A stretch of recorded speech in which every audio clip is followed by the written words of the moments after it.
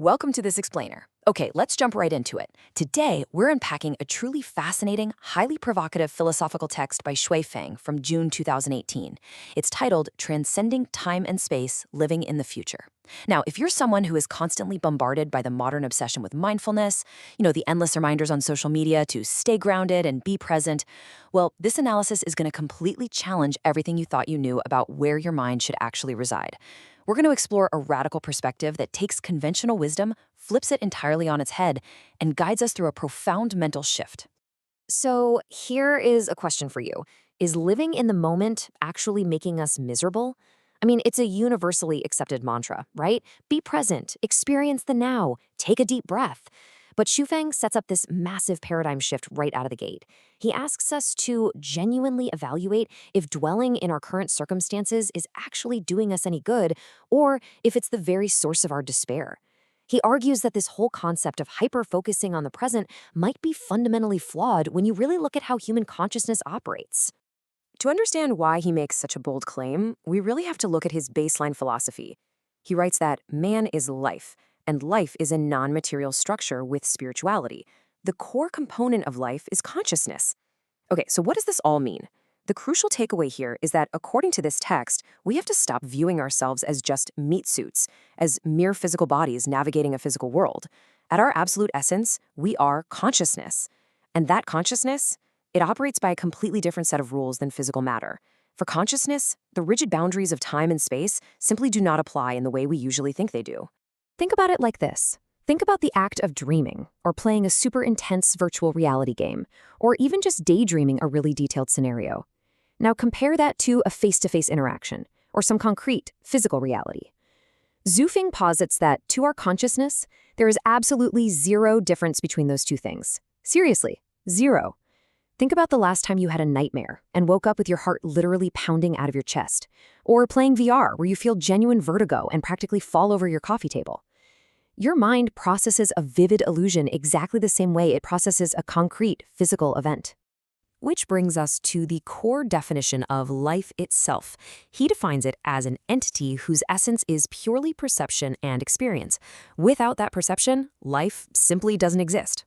Because life is purely about experiencing things, your consciousness does not care if an experience is an illusion or reality. It doesn't care if it's happening in the past or if it's happening in the future. It only knows what it is perceiving in any given microsecond. This is a massive foundation for the rest of his argument. Simply put, perception is reality. Taking that foundation, Zufeng completely flips our modern mainstream understanding upside down. He argues that human cognition is naturally trapped in four-dimensional time and space. Because of this, the concept of living in the present isn't some enlightened virtue at all. Actually, it's a fetter. It's a limitation.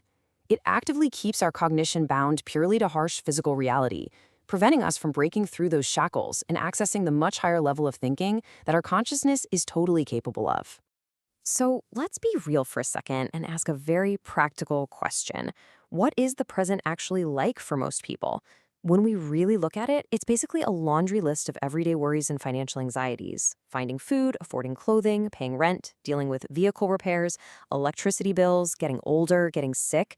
I mean, even the surprising social pressure and financial strain of just having to buy presents for other people. Shufeng points out that the now is overwhelmingly filled with mundane, relentless stressors.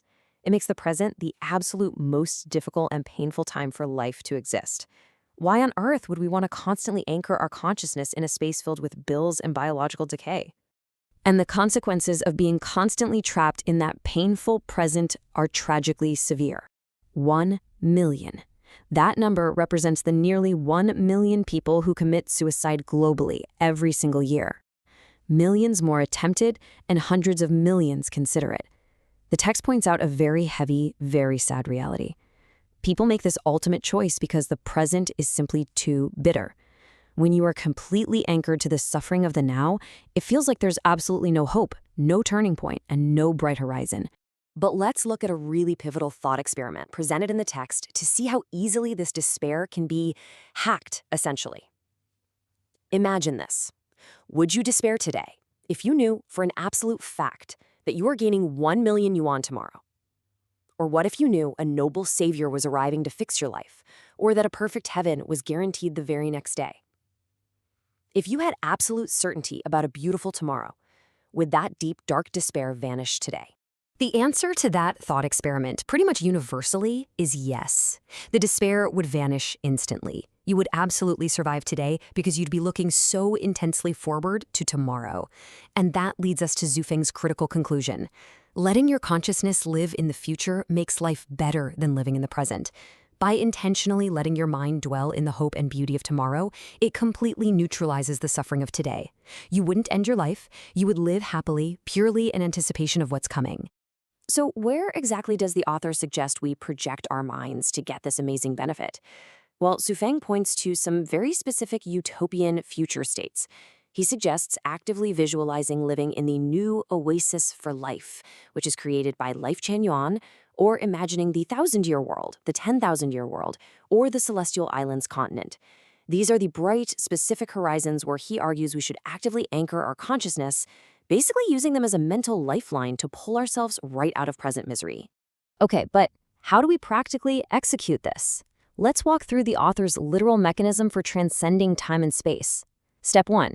Acknowledge your current pain and confusion. Don't fight it physically, just recognize that it's there. Step 2. Consciously imagine living in one of those future utopian worlds we just talked about. Really feel it. Step 3. As your mind shifts, watch your current misery disappear into smoke and clouds.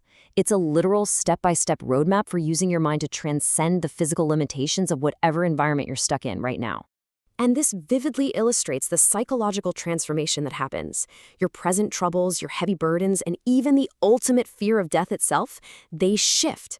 Through this mental visualization, they become mere illusions. They become as harmless and, honestly, as interesting as just playing a game. Even death itself becomes something you're completely fearless of, something you can accept with genuine joy, because your consciousness, it's already packed its bags and is living in a beautiful future. So, the crucial point of this entire philosophy boils down to this one idea. The future is created by visualized thinking. Remember, because physical reality and mental illusion are indistinguishable to your consciousness, visualizing a bright future effectively creates that reality for your perception right now. You are essentially bypassing the physical world altogether.